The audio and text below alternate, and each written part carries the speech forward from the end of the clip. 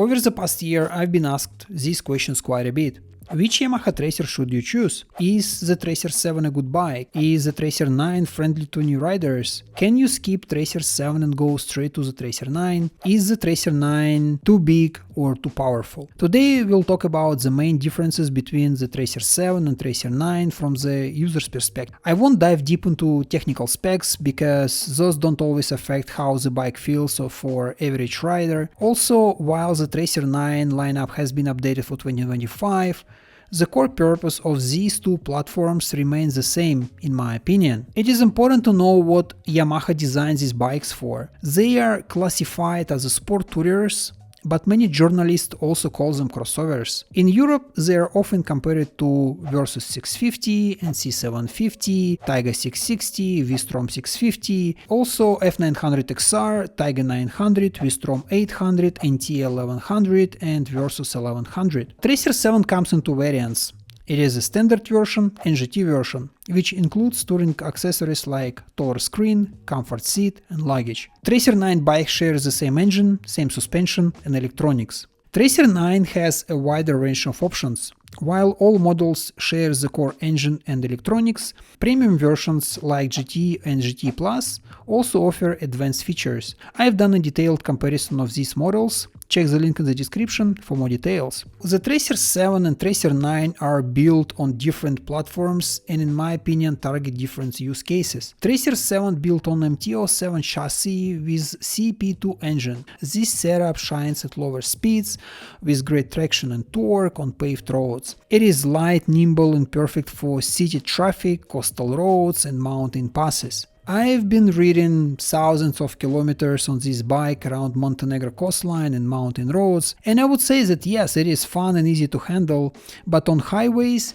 it can feel less stable in strong winds or bad weather. Also sometimes it struggles on bumpy roads. Tracer 9 built on MT-09 platform with its thrilling triple engine.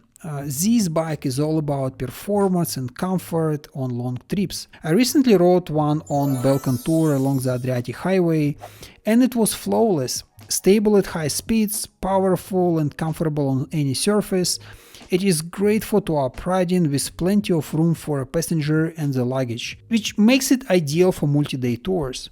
When we come to the question of choosing the right bike, here is a quick summary of how these bikes are best used, in my opinion. Tracer 7 is great for everyday use and occasional touring. It is agile, lightweight and fun at slower speeds, which is perfect for solo riders who enjoy twisty roads. Tracer 9 is a powerhouse for long-distance touring with ability to handle city rides when needed. It is stable, fast and comfortable, especially for two-up riding. Both are reliable, fuel efficient and easy to maintain. Service intervals are the same. 40,000 kilometers for major services, and ownership cost also similar, except for the possibly higher insurance on Tracer 9. Based on my experience running motorcycle tours and rentals in Montenegro, here's what I noticed. Tracer 7 ideal for riders who value simplicity, agility and strong connection with the motorcycle. It is also great for shorter or newer riders and even sometimes experienced riders who look into downsize. Tracer 9 is a perfect machine for long distance touring, carrying some luggage and riding with a passenger. And it also suited more for experienced riders due to its power and size, especially on mountain roads. Now let's answer those common questions which have been asked many times. Can new riders go straight to Tracer 9? I think yes, but they need to be careful and use the beginner-friendly riding modes. You have to be mindful that bike has plenty of power, so ride responsibly. Should I choose Tracer 7 over Tracer 9? I think yes in some situations, if you value simplicity and don't need advanced tech or long highway comfort. Will I miss much if I pick Tracer 7 over Tracer 9? In some situations, not really. Unless you want the high-tech features of the Tracer 9 GT or GT Plus, which come at nearly double the price. Which engine is better, CP2 or CP3?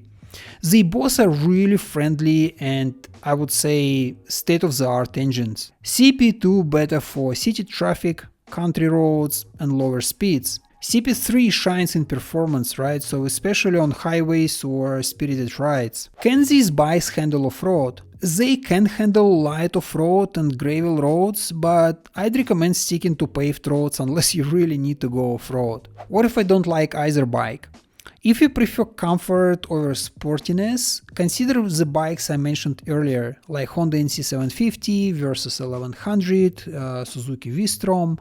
Like those bikes will be really good alternatives to these Yamaha motorcycles. That's it. I hope this has been helpful, guys. If I missed anything, feel free to ask in the comment section below, and I will be happy to answer or continue this discussion. Thank you so much for watching, and I'll see you next one. Cheers!